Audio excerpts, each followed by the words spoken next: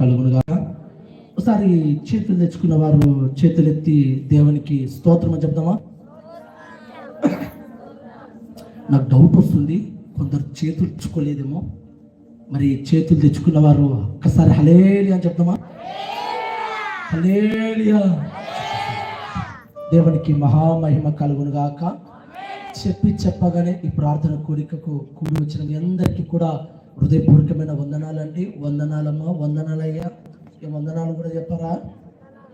మంచివారు అయితే మీరందరూ. అలాగే లైవ్ వీడియోను కూడా చూస్తూ ఉన్నారు ప్రజలు. మరి లైవ్ వీడియో చూసే వారికి కూడా మన నందికొట్కూరు తరపున, నూతన ప్రార్థన మందిరం తరపున హృదయపూర్వకమైన వారికి కూడా వందనాలు. దేవుడు మిమ్మల్ని వారిని దీవించి ఆశీర్వదించునుగాక. సమయం చాలా తక్కువగా ఉన్నది. సమయము జస్ట్ ఒక 15 నిమిషాలు ఉన్నది. ఈ 15 నిమిషాలలో నేను ఒక వాక్యం చెప్పాలని చూస్తున్నాను. తీయండి, హెజ్కేలు గ్రంథము 36వ అధ్యాయము, పేజీ నంబర్ 718. 36వ అధ్యాయము 9వ వచనము. ఒకసారి చదువుతారు. చదివే వారికి మైక్ ఇవ్వండి. చదివే వారికి మైకు. 18 సారీ 36వ అధ్యాయం 9వ వచనం. హెజ్కేలు 36వ అధ్యాయం 9వ వచనం. నేను మీ పక్షమునున్నాను, నేను మీ పక్షమున ఉన్నాను, నేను మీ తట్టు తిరగగా, నేను మీ తట్టు తిరగగా, మీరు దున్నబడి విత్తబడుదురు, మీరు దున్నపడి విత్తబడుదురు. హల్లెలూయా. చేతులెత్తి చెబుదాం హల్లెలూయా. నేను మీ పక్షమున ఉన్నాను, నేను మీ తట్టు తిరిగి ఉన్నాను. నేను మీ పక్షమున ఉండి మీ తట్టు తిరిగాను కాబట్టి మీరు జాగ్రత్తగా వినండి. దున్నపడి విత్తబడుదురు. ఇక్కడ సాధ్యమైనంత వరకు పొలాలలో పనిచేసే వాళ్ళు ఉన్నారు, పొలంలో పనిచేసేవారు ఉన్నారు, పొలాలు వేసుకున్న వారు ఉన్నారు. దున్నపడంది విత్తనాలు వెయ్యరు. వేస్తారా? వెయ్యరు. ఏ భూమి అయినా సరే ఆ భూమిని దున్నాలి. దున్నపడిన తర్వాత విత్తనం వేయబడాలి. వేయబడిన విత్తనానికి తగిన నీరును అందించాలి. అందించబడిన ఆ విత్తనము నీరు కాస్త పెరిగి పెద్దదై ఉండాలి. ఇవల్ల జరిగిన తర్వాత మీ చేతికి ఆ పంట అనేది వస్తుంది. వినండి, నా వైపు చూడండి. ఈ పంట మీ చేతికి వచ్చే ఆ శుభ సమయమున ఏమవుతుందంటే, తెగులు కానీ, కలుపు మొక్కలు కానీ, పసురు పురుగులు కానీ, మరి ఏదైనా సరే ఆ విత్తబడినటువంటి విత్తనానికి వచ్చిన మొక్క కాస్త పెరుగుతున్న దానికి ఇవన్నీ కూడా అంటుకుంటూ ఉంటాయి. ఇవి ఎప్పుడైతే అంటుకుంటాయో, ఎప్పుడైతే ఈ పసురు పురుగులు, తెగుళ్ళు లేదా కలుపు మొక్కలు అలాగున ఆ మొక్కకు అంటుకుంటాయో, ఆ మొక్కకు వచ్చే ఫలములు చెడిపోతాయి. ఆ ఫలములకు, ఆ మొక్కకు వచ్చే ఆ యొక్క ఆహారము చెడిపోతుంది. కాబట్టి రైతు ఏం చేస్తాడో తెలుసా? ప్రతి క్షణం ఆ మొక్కని కనిపెడుతూ చూస్తూ ఉంటాడు. ఏంటో తెలుసా? ఎక్కడ కలుపు మొక్కలు వచ్చాయా, పురుగు పట్టిందా, పసురు పట్టిందా, మందు వేయాలా, ఎరువు చల్లాలా, కూలలను తొలకొచ్చి తీసుకువచ్చి ఆ కలుపు మొక్కలు పెరికి వేయాలి కదా అని ప్రతి క్షణం ఈ రైతు ఏం చేస్తాడంటే, ఆ వేసిన విత్తనము ద్వారా వచ్చిన మొక్క ఆ పంట వైపే చూస్తూ ఉంటాడంట. ఎప్పుడైతే రైతు ఆ పంట వైపు చూస్తున్నాడో ఆ పంటకు ఏమొచ్చిందో అర్థమైపోద్ది. అర్థమైన వెంటనే కాలు చేతులతో కూర్చోడండి. ఏం చేస్తాడో తెలుసా? రైతు అప్పో సప్పో, తాకటో ఇంకేమిటో, వడ్డీకో ఇంకోటో తెచ్చి ఆ డబ్బు చేత మందులు వేయాల్సిందంటే మందులు వేస్తారు. కూలోలను తీసుకువచ్చి కలుపు మొక్కలు పెరికి వేయాలంటే కలుపు మొక్కలు పెరికి వేస్తాడు. కానీ ఖాళీగా మాత్రం కూర్చుంటాడా? ఎందుకు ఈ మాట మీకు చెప్తున్నా అంటే, మన తండ్రి అయినటువంటి దేవుడు కూడా మనం ఎదుగుతున్నప్పుడు, మనం పెరుగుతున్నప్పుడు, మనం మంచిగా ఉన్నప్పుడు, మనం బాగా బ్రతుకుతున్నప్పుడు, సుఖ సంతోషములతో నిలిచి ఉన్నప్పుడు ఎందరో కళ్ళు మన మీద పడతాయి, కుటుంబం మీద పడతాయి, సంసారం మీద పడతాయి, నరదిష్టి తీసేస్తుంటారు. ఎన్నో కళ్ళు ద్వేషం, విద్వేషం రగిలిపోతుంటుంది. అవి మీకు తెలుస్తుందా అండి? మనమేమో పొద్దున్న లేస్తే కసు ఊడ్చడం, బండ దూడ్చడం, అంట్లు తోమడం, తర్వాత ఇంత వంట వండుకొని దాన్ని క్యార కట్టుకొని 14 చెప్పేసి పనికి వెళ్తాం. సాయంత్రం కానీ ఇంటికి వస్తాం, మరలా తినేసినటువంటి ఆ ప్లేట్లు కడుక్కొని మరలా సాయంత్రం అంత సద్దనం తినేసి మరలా అనుకుంటాం. కానీ లోపట జరుగుతున్నటువంటి మాయ మనుషుల వల్ల వచ్చే కీడు నీకు తెలియదు. అందుకే ఈ రాత్రి నీకు చెప్పవలసిన అంశం ఏంటంటే, ప్రభు మన పక్షమున ఉండునుగాక. ప్రభు మన పక్షమున ఉండునుగాక. ఈ రాత్రి నువ్వు కోరుకోవాల్సింది ఏంటంటే, ప్రభువా నీవు నా పక్షాన ఉండవా? అర్థమవుతుందా? నా పక్షాన అంటే దేవుడు నీ పక్కన ఉండాలి. నీ పక్కన దేవుడు ఉంటే నీకు ఏమొస్తుందో కనిపెట్టగలుగుతాడు. ఉదాహరణకు మీ కళ్ళ ఎదురుగానే చెప్తాను చూడండి. ఇందాక మనం చక్కగా పాటలు పాడుకున్నామా? పాటలు పాడుకున్న తర్వాత ఆరాధన చేస్తున్నామా? బలమైన ఆరాధన చేస్తున్నప్పుడు నా కుమారుడు అక్కడే కూర్చున్నాడు, సురేష్ అన్న అక్కడ కూర్చున్నాడు, వాళ్ళు అక్కడ కూర్చున్నారు, మీరు అక్కడ కూర్చున్నారు. అదిగో కనపడుతుంది ఆ పాము. ఒకసారి తీసి చూపించురండి. ఆ పాము కనపడుతుందండి. ఆ పాము అక్కడికి వచ్చేసింది పాము. మీరు అలా ఏకీభవిస్తున్నారు, సంతోషంతో గంతులు వేస్తున్నారు, ఆనందిస్తున్నారు. అర్థమవుతుందా? తప్పట్లు కొట్టే ఆ సంగీతం వాయించే వాళ్ళు చక్కగా సంగీతం వాయిస్తున్నారు. అది కనపడుతుందా పాము? ఏం చేయడానికి వచ్చింది ఇది? మన సంతోషాన్ని పాడు చేయడానికి, మనం ప్రార్థించకుండా ఉండడానికి, భయాన్ని పుట్టించాలని సాతాను గారు దానికి పంపించాడు. కానీ అది ఎలా కనబడిందంటే, ఇదిగో సేవకుని కంట కనబడి. నేను కూడా మీతో పాటు ఆరాధిస్తున్నాను కదా, నేను కూడా మీతో పాటు స్తుతిస్తున్నాను కదా, నేను కూడా మీతో పాటే ఉన్నాను కదా. మరి నాకంటే ఎలా కనబడిందంటే, దేవుడు చూస్తున్నాడు. దేవుడు నా పక్షాన ఉన్నాడు.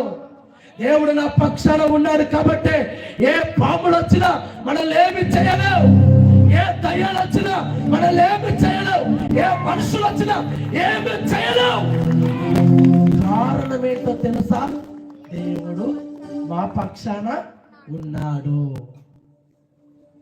ఒకసారి పక్కన వారితో సెకండ్ ఇచ్చి చెప్పండి, దేవుడు నా పక్షాన ఉన్నాడని చెప్తారా? నవ్వండి, ఏం కాదులేదు. ఇంతవరకు సీరియస్ ముఖం పెట్టారు కదా, అందుకు చెప్పాలి. దేవుడు నా పక్షాన, దేవుడు నా పక్షాన. ఇప్పుడు మీరు వారితో చెప్పండి, ఈ దేవుడే నీ పక్షాన కూడా ఉండబోవునుగాక. ఆమేన్. పక్కన వాళ్ళతో చెప్పండి ఆ విషయాన్ని. ఈ దేవుడు నీ పక్షాన కూడా ఉండునుగాక, ఉండునుగాక. దేవుడు నీ పక్షాన ఉండునుగాక. మరలా చెప్తున్నాను, జాగ్రత్త వినండి. ఈ దేవుడు నీ పక్షాన ఉంటే నీ జోలికి ఏది రాదు, ఏది రాదు, ఏది నీ జోలికి రాదు. మరి దేవుడు మన పక్షాన ఉండాలంటే మనం ఏం చేయాలి? మనం ఏం చేస్తే దేవుడు మన పక్షానికి వస్తాడు? ఎలాంటి వారి పక్షాన దేవుడు ఉంటారు? ఒక 3 విషయాలు రాసుకొని వచ్చాను. మరి సమయం ఉంటే చెప్తాను, సమయం లేకపోతే బంద్ చేస్తాను. సమయం కదా. అందులో మొదటిది ఏంటిదంటే, దేవునికి సొత్తైనటువంటి ప్రజల పక్షాన దేవుడు ఉంటాడు. అర్థమవుతుందా? దేవునికి ఇష్టమైన కుమార్తె, దేవునికి ఇష్టమైన కుమారుడు ఎవరైతే ఉంటారో వారి పక్షాన దేవుడు ఉంటాడు. ఎవరి పక్షాన వారితో వారి పక్షాన ఉండడు దేవుడు. ఎవరితో పడితే వారితో ఉండే దేవుడు కాదు. ఎవరితో పడితే వారితో వచ్చే దేవుడు కాదు. ఆయనకి ఇష్టంగా ఉండాలి, ఆయనకు నచ్చినట్టుగా బ్రతకాలి, ఆయన కోరికలను నెరవేర్చాలి, ఆయన ఆశలను నెరవేర్చాలి. అప్పుడే నా కుమార్తె నేను చెప్పినట్టు నడుచుకుంటుందే, నా కుమారుడు నాకు ఇష్టంగా బ్రతుకుతాడు, నా కుమార్తె సినిమాలు మానేసింది, నా కుమారుడు గొడవలు పడడం మానేశాడు, తాగడం విడిచిపెట్టాడు, తిరగడం విడిచిపెట్టాడు. అతని పక్షాన నేను ఉంటానని చెప్పేసి దేవుడిని పక్షాన వస్తాడు. ఊరికే రామంటే రాడాయన ఆయనకు ఇష్టమైనటువంటి కుమార్తెలు కుమారుల పక్షాన దేవుడు ఉంటాడు. రెండో మాట ఏంటంటే నీతిమంతుల పక్షాన దేవుడు ఉంటాడు. అక్కడ ప్రజలు వింటున్నారు మాటలు. అక్కడ ప్రజలలో మరలా ప్రత్యేకించబడిన వారు ఎవరు వీళ్ళంటే నీతిమంతులు. అర్థమవుతుందా? నీతిమంతుల పక్షాన ఉంటా అంటున్నాడు. మూడవది ఎవరి పక్షాన ఉంటాంటే నిత్యము ప్రతినిత్యము ప్రార్థించే వారి పక్షాన దేవుడు ఉంటాడు. హల్లెలూయా. మీరు హుషారుగా ఉండాలి. సమయం 9 కూడా కాలేదు. హుషారుగా ఉండాలి. మొదటగా ఏంటంటే దేవునికి ఇష్టమైన వారి పక్షాన ఉంటాడు. 2 దేవుని యందు నీతిని అనుసరించి యథార్థంగా బ్రతికే వారి పక్షాన ఉంటాడు. 3 ప్రార్థించే వారి పక్షాన దేవుడు ఉంటాడు. ఈ 3 విషయాలు ఈ పూట జ్ఞాపకం చేసుకొని మరి అవకాశం ఉంటే వచ్చే నెలలో దేవుడు మన పక్షాన ఉంటే జరిగే మేలులేంటో చెప్తాను. తీయండి ఒకసారి నిర్గమాకాండము 14:14.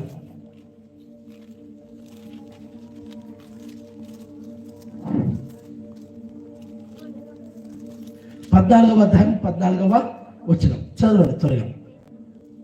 పేజ్ నంబర్ 54, పాత నిబంధన. యెహోవా మీ పక్షమున యుద్ధము చేయును. యెహోవా మీ పక్షమున యుద్ధము చేయును. మీరు ఊరికయే ఉండవలనని ప్రజలతో చెప్పాను. హల్లెలూయా. మొదట మాటగా నేను గుర్తు చేస్తున్నది ఏంటంటే దేవుడు మీ పక్షాన ఉన్నాడు. మీరైతే ఊరికే నిలిచి ఉండండి. మనం ఊరికి ఉంటామా? యుద్ధం జరిగితే ఊరికి ఉంటామా? యుద్ధం అనే బదులు గొడవ అని పెట్టుకుందాం. ఇంకా పచ్చిగా చెప్పాలంటే కొట్లాట అనుకుందాం. అర్థమవుతుందా? ఎవరికెందుకు? నీకు నీ భర్తకే గొడవ పడింది అనుకో, ఏం చేస్తావండి? నువ్వెళ్తారా? నీ బ్రతికెళ్తారా? నేను నా పుట్టింటికి వెళ్ళిపోతా, ఇప్పుడే నా పుట్టింటికి వెళ్ళిపోతా, నీ అంతు చూస్తా, నువ్వేంటి, నీ కథ ఏంటి అని ఇంటిలో ఉన్న భర్తతోనే గొడవ, భర్త భార్యతోనే గొడవ, పిల్లలు తల్లిదండ్రులతోనే గొడవ, తల్లిదండ్రులు పిల్లలతోనే గొడవ, అయిన వారితో గొడవ, కాని వారితో గొడవ, కాని దానితో గొడవ, చిన్న విషయానికి గొడవ, పెద్ద విషయానికి గొడవ గొడవ గొడవ, ప్రతి చోట కొట్లాట కొట్లాట కొట్లాట. ఈ కొట్లాటలో ఎట్టుంటారో తెలుసా? ఆ చీర మడత పెట్టి పెదవు మడతేసి ఏదో ఒకటి తీసుకొని కొట్టడమే. ఇలా ఉంటే దేవుడు మీ పక్షాన ఉంటాడా? మీరే ఆలోచించండి. ఉంటాడా? ఎవరేమన్నా ఏం చేయాలి? మౌనముగా ఉండిపోవాలి. నా దేవుడు చూస్తున్నాడు. నేను ఎలాంటి దాన్ని, నేను ఎలాంటి వాడిని, నేను ఒకరి పట్ల అన్యాయం చేయలేదు కదా, నేను ఒకరి పట్ల మోసం చేయలేదు కదా, ఒకరికి దగా చేయలేదే, ఒకరికి సహాయం చేశానే, ఒకరికి అది చేశాను ఇది చేశాను అని నీవు సనుకుంటూ గొనుకుంటూ ఇంటిలోనే ఉండడం కాదు. మౌనముగా వెళ్ళి మోకరించి, ప్రభువా నువ్వు నా పక్షాన ఉన్నావు కదా, మరి నాతో గొడవ పడుతున్నారే, నాతో కొట్లాడుతున్నారే, నా అంతు చూస్తానంటున్నారు, నన్ను చంపుతాన్ని బెదిరిస్తున్నారు, నన్ను కొడతాన్ని బెదిరిస్తున్నారు, ఏంటి ప్రభు అని నువ్వు మోకరించి ప్రార్థన చేయగలిగితే నా ప్రభు నిశ్చయంగా నీ మీదికి వచ్చే శత్రు అడిగి పోవునుగాక. నీకే నమస్కరించాలి, నీకే దండాలు పెట్టాలి. అర్థమవుతుందా? మా మీదకి రాయి రప్పెత్తుకొని వచ్చిన వాళ్ళు చాలా మంది ఉన్నారు. ఒకసారి నేను దాదాపు 2015 సంవత్సరం అప్పుడే సేవ, నా ప్రారంభ దినాలలో ఆటో వేసుకుంటూ ఉన్నాను. వినండి, జాగ్రత్త ఉండండి. ఆటో వేసుకుంటూ ఉన్నాను. రాత్రి ఇంచుమించు 9:30 ఆ మధ్యలైంది. ఆ 9:30 సమయంలో మా ఇంటికా నుంచి కొత్త బస్ స్టాండ్కి ఒక వ్యక్తిని ఎక్కించుకున్నాను, బాగా ఎక్కువ ఆటోలోన. అతను ముందు కూర్చున్నాడు, నాతో పాటు రాజేష్, తపన వాయించారు, రాజేష్ పక్కన కూర్చున్నాడు. నేను నడుపుతున్నాను. నాకు మంచి అలవాటు ఏముందంటే, నేను ఆటోలోకి వెళ్తే కంపల్సరీ ఈ సెల్ ఫోన్లో దేవుడు పాటలు పెట్టుకొని వింటూ పనులు చేసుకుంటూ ఉంటా. సినిమాలు కానీ సీరియల్ కానీ ఇంకొకటి లేదా అవి పెట్టుకొని నేను నా సెల్ ఫోన్లో దేవుడు పాటలు పెట్టుకొని అలా ఆ సెల్ ఆటోకు తగిలించి అలా ఇనుకుంటూ ఉంటాను. ఆ రోజు ఏం జరిగిందంటే, ఇలాగే పాటలు పెట్టుకున్నాను. పాటలు పెట్టుకొని ఆ పాటలతో నేను కూడా ఏకీభవిస్తూ ఉన్నాను. అంటే పాట పాడుకుంటూ ఆటో తోలుతూ ఉన్నాను. దాదాపు చౌరస్తా వచ్చింది. చౌరస్తాకు వచ్చిన తర్వాత దిగవలసిన గమ్యస్థానం వచ్చింది. ఆ వ్యక్తి అప్పటికే తాగి ఉన్నాడు, యవనస్తుడు. బాగా వినండి, తాగి ఉన్నాడు, యవనస్తుడు. ఆ ప్రాంతానికి వచ్చిన తర్వాత దిగిన తర్వాత డబ్బులు చేతికి ఇచ్చాడు. ఇచ్చిన తర్వాత ఏమన్నాడంటే, బ్రదర్ మీరు ఇట్లా దేవుని పాటలు పెట్టారంటే నాకు అస్సలు నచ్చడం లేదన్నాడు. మంచి మంచి సినిమా పాటలు ఉన్నాయి కదా, లవ్ సాంగ్స్ ఉన్నాయి కదా, ఆ సాంగ్స్ ఉన్నాయి కదా, ఆ సాంగ్స్ ఈ పాటలు పెట్టకుండా ఈ దేవుడి పాటలు ఏంటి బ్రదర్, అలా పెట్టద్దు, ఇక మీద పెట్టావంటే నీ అంత చూస్తా అన్నాడు. నేను అన్నాను, సరే బ్రదర్ అన్నా, గొడవ పడడానికి సమయం కాదు కదా, సరే బ్రదర్ అన్నా. సరే అనే పదం కూడా అతనికి మరి ఏమైందో, సరే బ్రదర్ అంటావా అని చెప్పేసి అతను ఏం చేశాడంటే, ఆ చెయ్యి ఉంది కదండి, ఆ చెయ్యి తీసుకొని కొట్టేపాటికి ఈ పళ్ళు ఉన్నాయి చూడండి, ఆ పళ్ళకు దెబ్బలు పడి ఆ ముక్కు అదిరి ముక్కులో నుండి రక్తం కారుతూ ఉంది. నాకు వెనక ఆ కడ్డి కొట్టుకుంది. నా పక్కన కూర్చున్న రాజేష్ ఏం చేశాడు తెలుసా, యవనస్తుడు కదా, వెంటనే కోపము భరించలేక ఉర్రెకెత్తిపోయి, మా మామను కొడతావా, మా మామని చేస్తావని చెప్పేసి ఈతలో కూర్చున్న మా రాజేష్ వెళ్ళి వాడిని చొక్క పట్టుకున్నాడు. ఎట్లా కొట్టినావు అని వింటున్నారు మాటలు. అప్పటికే నాకు రక్తం కారుతుంది, ఈ బట్టలలో రక్తమైంది, పక్కన ఉన్నటువంటి జనాలలో వచ్చేస్తారు. ఏమైందని రాజ్యసభ కోపడుతున్నారు, వచ్చిన వారు కూడా కోపడుతున్నారు. అంతలానే ఎందుకు కొట్టావురా, వాడి పాటలు ఇష్టం, వాడి దేవుని ఇష్టం, వాడి భక్తి ఇష్టం, నీకు వచ్చిన బాధ ఏంటి, నీకు వచ్చిన కష్టం ఏంటి అని వచ్చిన వారందరూ వాడిని అరసడం కొట్టనీకపోయి స్టేషన్ పట్టేయాలని చూస్తున్నారు. అంతలో నేను కొద్దిగా తేలుకొని అన్న వదిలేయండి అన్న, రాజేష్ అని చెప్పేసి అందరినీ నమ్మించి ఒప్పించి బతిమలాడి అతను పంపించేస్తా. వినండి, బాగా వినండి, పంపించేస్తా. కరెక్ట్గా పంపించేసానా, కరెక్ట్గా వారం రోజులు తిరిగి ఒక మునిపే ఏ చేత కొట్టాడో అదే చెయ్యి అతనికి లేదండి, ఇరిగిపోయింది. ఎవరు ఇరిగొట్టారంటే సొంత అన్ననే. ఎందుకు ఈ మాటలు చెప్తున్నానంటే, మన మీద దాడి చేయడానికి వచ్చినా, మన మీద గొడవ పెట్టుకోవడానికి వచ్చినా, లేనిది ఉన్నట్టు చేసి ఉన్నది లేనట్టుగా చేసి ఎన్నో క్రియేట్ చేసి మన మీద నిందలు అన్ని మోపి ఒక్క దోషిగా నిన్ను నిలబెట్టి అందరి చేత అవమానించి తునకరించినా భయపడవద్దు. నువ్వు ఏ తప్పు చేయలేదు కదా, ఏ తప్పు చేయనప్పుడు ఎందుకు భయపడాలి, ఏ పాపం చేయనప్పుడు ఎందుకు భయపడాలి, మౌనముగా ఊరుకమంటే దేవుడి నీ పట్ల అద్భుతము చేయాలా. ఇక్కడ ఈ ప్రజలు కూడా అదే చేశారండి. వింటున్నారా మాటలు, అదే చేశారు. ఇజ్రాయెల్ ప్రజలు ఐగుప్తు దేశంలో నుండి బయటకు వచ్చారు. ఎర్ర సముద్రం ముందర ఉంది, దాటుకొని వెళ్ళాలి. చూస్తే ఎర్ర సముద్రం ఎలా దాటాలి, ఏ విధంగా దాటాలి, పడవలేసుకొని దాటాలా, ఓడలు కట్టుకొని దాటాలా, ఈదుకుంటూ దాటాలా, ఎలా? తల్లి పిల్లలు, సొత్తులు, సొమ్ములు, సోకులు, దానము, గింజలు అన్ని మూట కట్టుకున్నారు. ఈ మూటనంతటిని తీసుకొని ఆ ఎర్ర సముద్రాన్ని దాటేది ఎలా? వెనక శత్రువులు పరుగులు పెట్టుకుంటూ వస్తున్నారు. వింటున్నారు మాటలు. మోషే దేవుని చెంతకెళ్ళి ప్రార్థిస్తున్నాడు. మోషే ప్రార్థన విన ఆ దేవుడు ఏమన్నా తెలుసా, ఊరికే ఉండండి, ఏమి చేయొద్దు, వాళ్ళ మీద ఎదురు దాడి చేయొద్దు, వారిపై గొడవకు దిగొద్దు, వారిని ఏమనొద్దు. మీరు ఈ ప్రజలు మౌనంగా ఉండండి, నేను చూసుకుంటాను, మీ పక్షాన నేను ఉన్నాను, భయపడవద్దు భయపడవద్దు అని మోషేను అలాగే ప్రజలను ధైర్యపరిచిన నా దేవుడు ఈ పూట ఈ రాత్రి వేళలో మిమ్మల్ని ధైర్యపరచునుగాక. దేవుడు మీ పక్షాన ఉండునుగాక. అయితే నాకు ఒక మాట ఇవ్వాలి మీరందరూ. ఇప్పుడు ఏ మాట తెలుసా? ఏ మాట తెలుసా?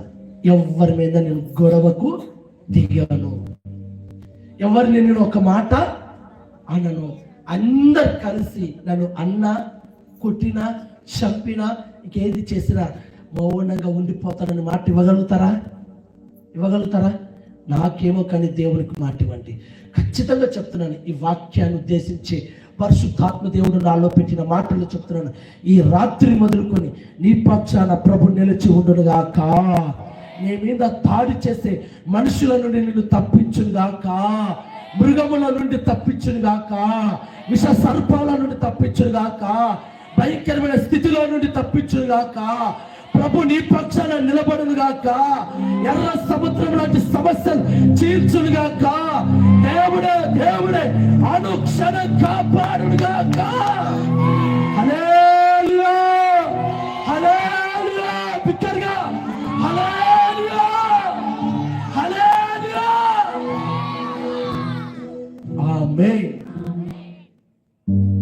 దేవునికి ఇష్టమైన వ్యక్తిగా బతకాలి. నీ పక్షాన ఉండబోతున్నాడు. రెండో వ్యక్తి గురించి కూడా నేను చెప్తాను. ఈ వ్యక్తి ఎలాంటి వ్యక్తి అంటే ప్రార్థించే వ్యక్తి. ఏ వ్యక్తి అండి? తీయండి యెహోషువ గ్రంథము, యెహోషువ గ్రంథము 138 అనుకుంటా. హల్లెలూయా. 10వ అధ్యాయము 14వ వచనం. యెహోవా ఒక నరుని మనవి వినినా, పేజ్ నంబర్ 185, 10వ అధ్యాయం 14వ వచనం. చదవక. యెహోవా ఒక నరుని మనవి వినినా, బాగా వినండి. యెహోవా ఒక నరుని మనవిని వినినా, ఆ దినము వంటి దినము ఆ దినము వంటి దినము దానికి ముందే గాని దానికి తర్వాతే గాని ఉండలేదు. నాడు యెహోవా ఇశ్రాయేలు పక్షముగా యుద్ధము చేసెను. హల్లెలూయా హల్లెలూయా. అమ్మా వింటున్నారా? ఈయన ఎవరంటే యెహోషువ.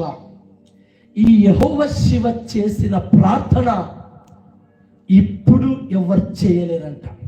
ఆ దినములలో కానీ ఈ దినములలో కానీ చేయలేరు. అటువంటి ప్రార్థన చేశాడు యెహోషువ. అందుకే సూర్యుడు ఆగిపోయాడు, చంద్రుడు ఆగిపోయాడు. ఆగిపోతారంటే మీ ప్రార్థనకి అంత బలం ఉంది.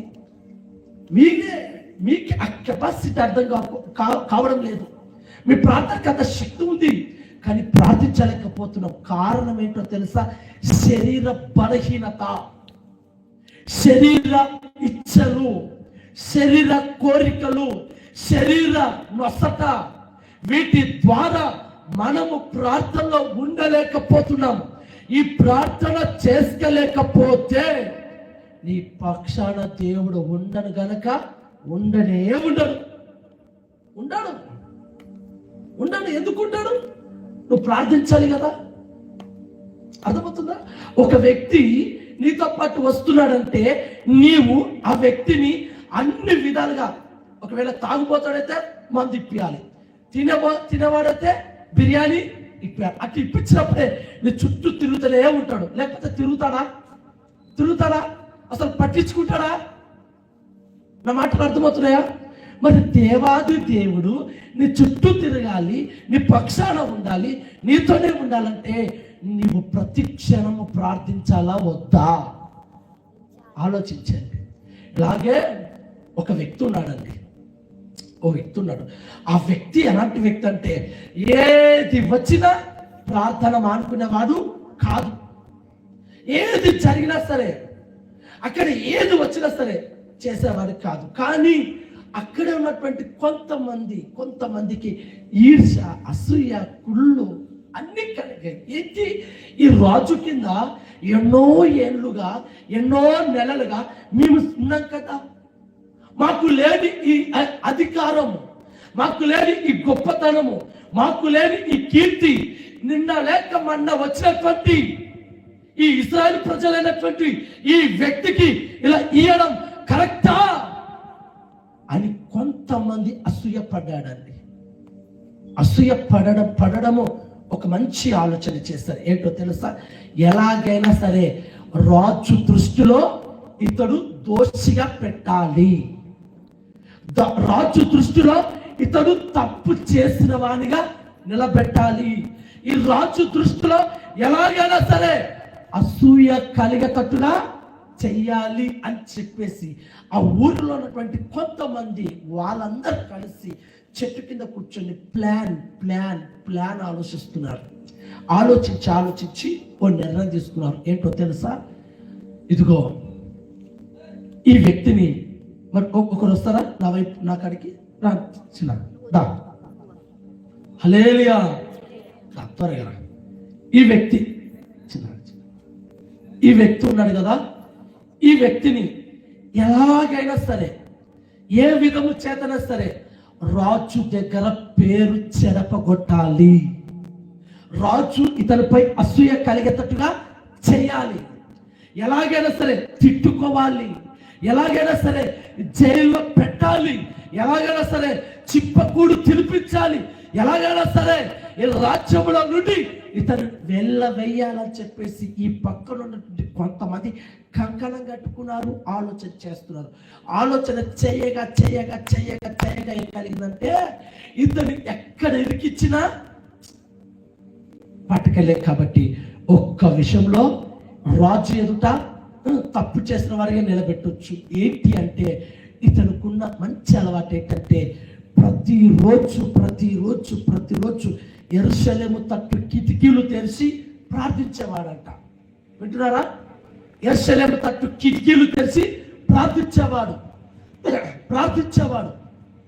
ఇది గమనించినటువంటి కొంతమంది రాజు దగ్గరికి వెళ్ళి ఏం చేశారంటే, రాజుగారండి మరి ఈ 30 దినాలు, ఈ 30 రోజులు, ఈ నెల రోజులు ఏ దేవునికి మనవి చేయకూడదు, ఏ దేవతకు ప్రార్థించకూడదు, ఏ వ్యక్తికి సాగిలపడకూడదు, కేవలం మౌనంగా ఉండిపోవాలని చెప్పేసి రాజుకి ఎక్కలేనటువంటి ఉసుకొలిపి మారిట చేసి మొత్తానికైతే ఎక్కించాడు. రాజు కదండి, పేరు ప్రఖ్యాతం కోరుకున్న వాడి కదా.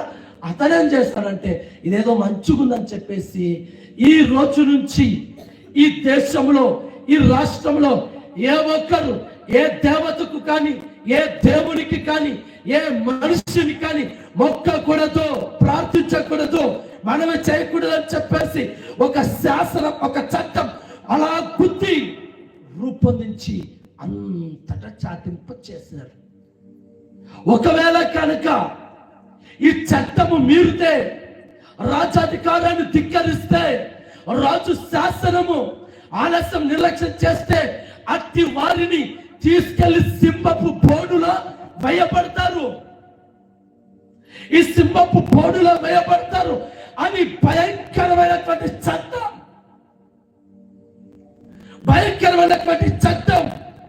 రాజు చేత ముద్రించబడింది.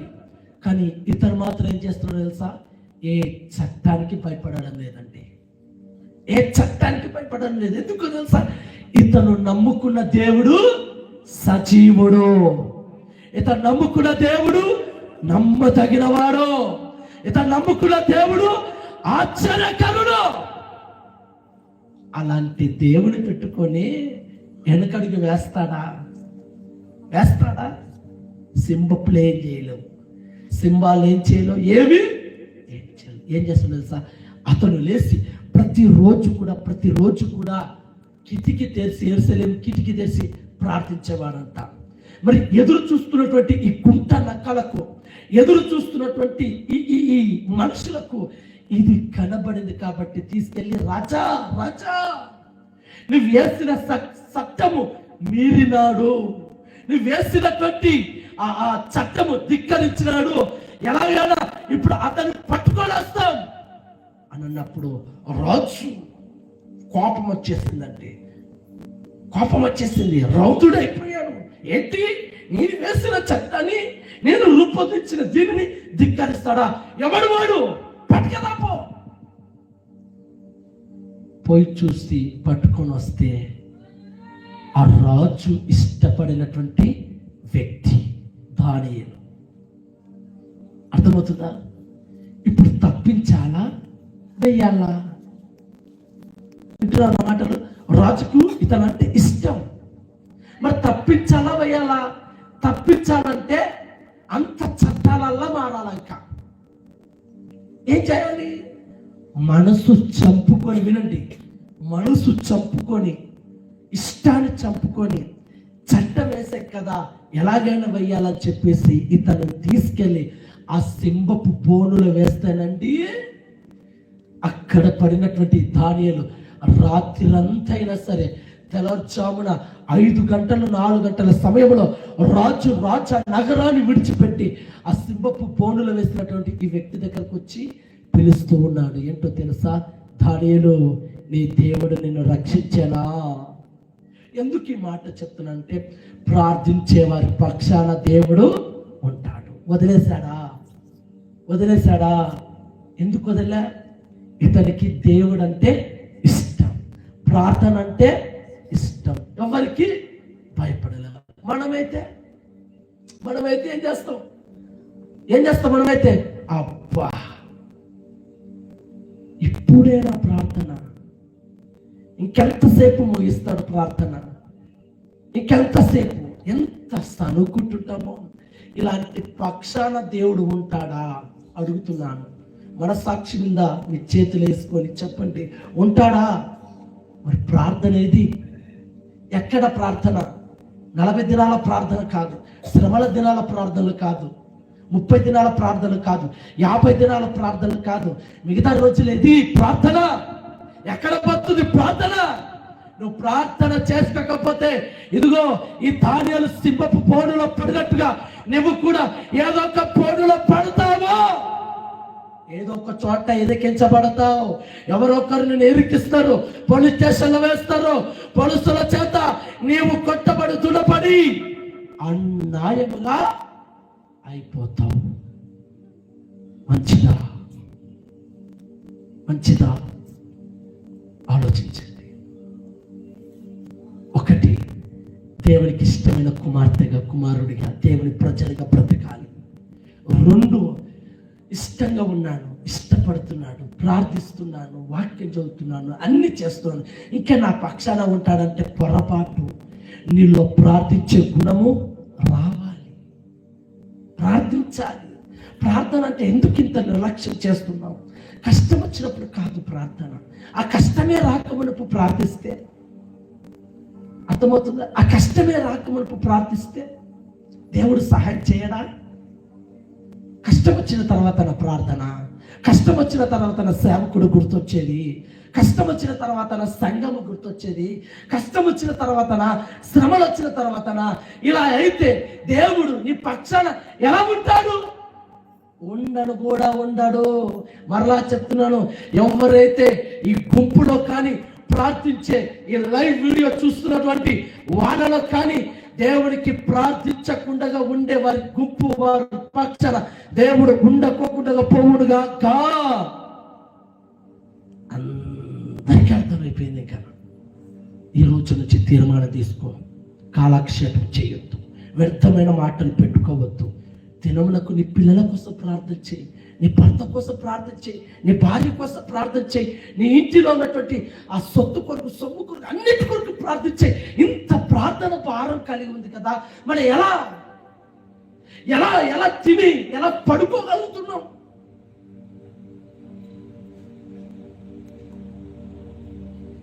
ఎలా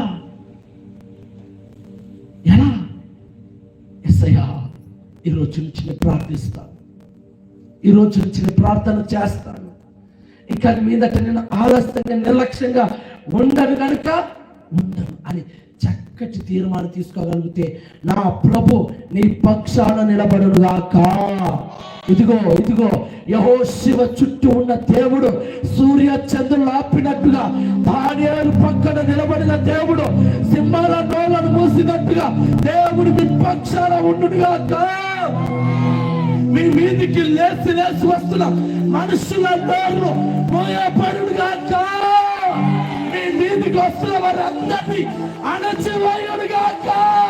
హల్లెలూయా హల్లెలూయా.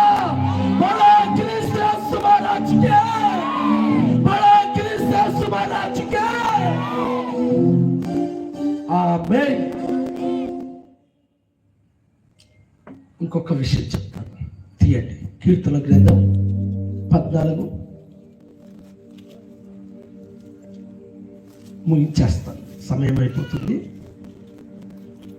14వ అధ్యాయం కూర్చోపడిన 5వ వచనం, పేజీ నంబర్ 458. ఎందుకనగా దేవుడు నీతిమంతుల సంతాన పక్షమున ఉన్నాడు. ఎందుకనగా దేవుడు నీతిమంతుల సంతానము పక్షముగా ఉన్నాడు. బాధపడు వారి ఆలోచనను, వినండి, బాధపడు వారి ఆలోచనను మీరు తృణీకరించుదురు. ఆయనను యెహోవా వారికి ఆశ్రమై ఉన్నాడు. గట్టిగా చప్పట్లు కొడుతూ దేవునికి మహిమ కలుగుగాక. ఇంతేనా చప్పట్లు? బిక్కరగా బోలో క్రీస్తు మహారాజుకే, బోలో క్రీస్తు మహారాజుకే. హల్లెలూయా హల్లెలూయా. 3వ మాట ఏంటంటే, నీతిమంతుల సంతానము పక్షమున నేను ఉంటాను. అమ్మా, పిల్లలు కన్నటువంటి తల్లిదండ్రులు ఇక్కడ ఉన్నారు, తల్లిదండ్రులు ఇక్కడ ఉన్నారు. అర్థమవుతుందన్న మాట వినండి జాగ్రత్తగా. మీ పిల్లల పక్షాన దేవుడు ఉండాలంటే ఒక తల్లిగా ఒక తండ్రిగా నువ్వు నీతి తప్పి బ్రతకకూడదు. నీతి తప్పి బ్రతికావంటే నీ కుమారులు నీ కుమార్తెలు నీకంటే ఎలా బ్రతుకుతారు? వెనకటి ఒక సామెత ఉంది, తండ్రి చేను వేస్తే కొడుకు ఏమేస్తాడట? ఆలోచన చేయండి. నీతిమంతుల సంతానము పక్షాన నేను ఉంటాను. హల్లెలూయా హల్లెలూయా హల్లెలూయా. ఆలోచించండి. మీరు నీతిగా ఉంటే మీ పిల్లలు కూడా నీతిగా ఉంటారు, వారి పక్షాన ఉంటారు. ఇప్పుడు ఉన్నటువంటి సమాజము సామ్రాజ్యము ఎలా ఉందంటే పిల్లలను పాడు చేసే విధంగా ఉంది. మీ పిల్లలు పాడవడానికి సిద్ధంగా ఉంది. మీ పిల్లలు తాగుబోతులు అవ్వడానికి సిద్ధంగా ఉన్నారు. మీ పిల్లలు పోకిరి శాస్త్రాలు చేయడానికి సిద్ధంగా ఉన్నారు. మీ పిల్లలు చెడిపోవడానికి సిద్ధంగా ఉన్నారు. కారణం ఏంటంటే, మొదటగా తల్లిగా తండ్రిగా నీలో నీతి లేదు,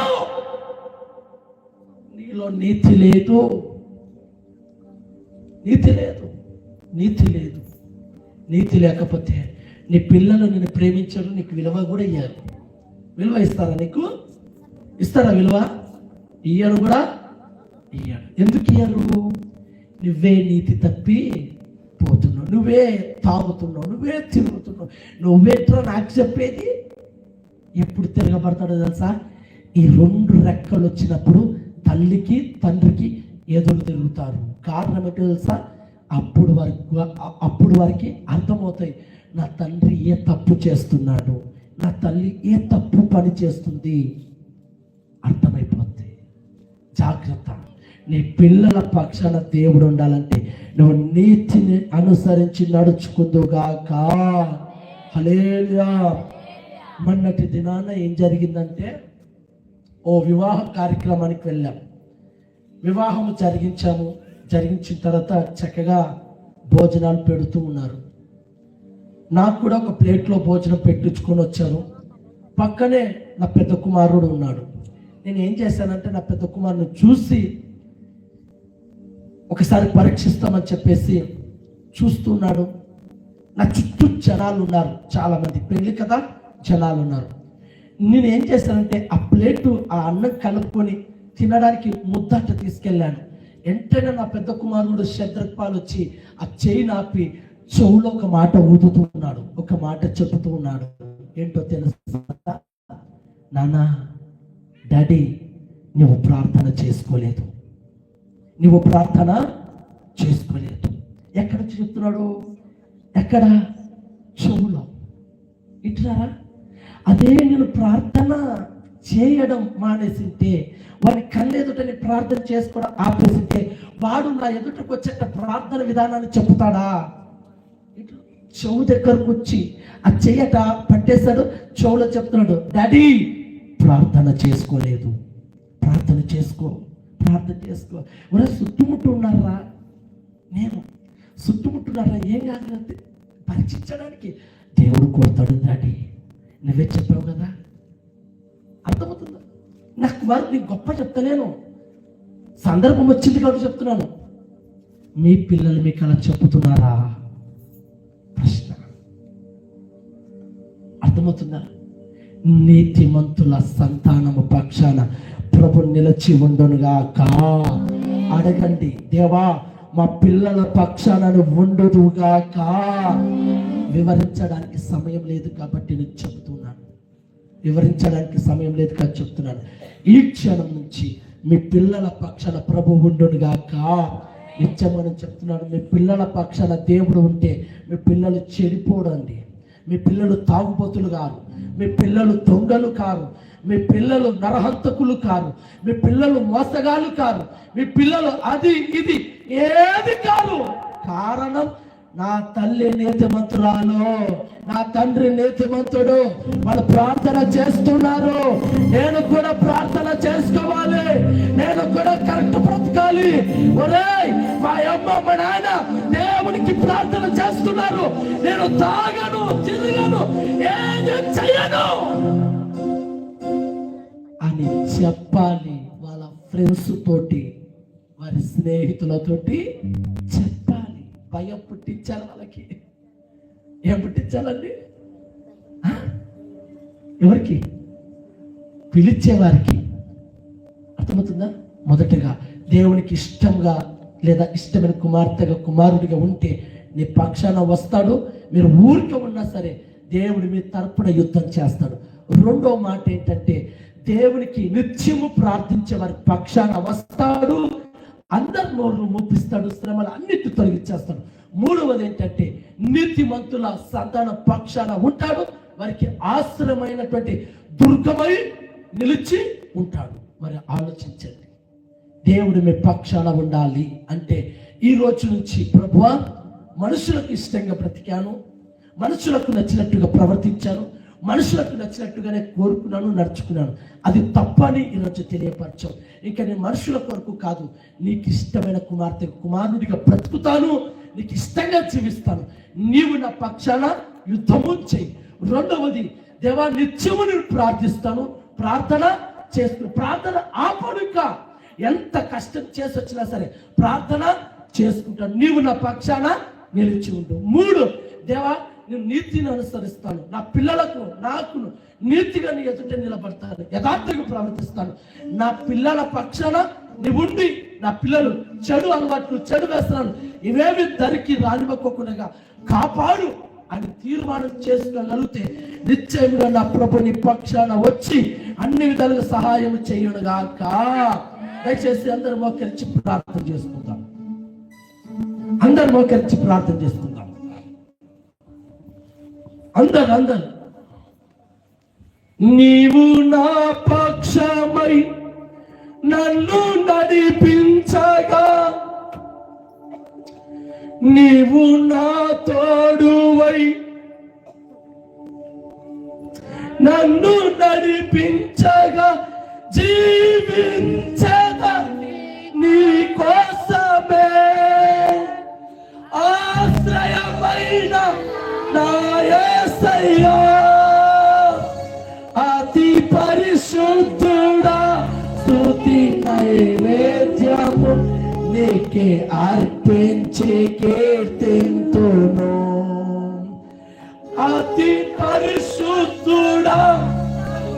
నైవేద్యము నీకే. అందరూ అందరూ అందరూ రెండు చేతులు పైకెత్తి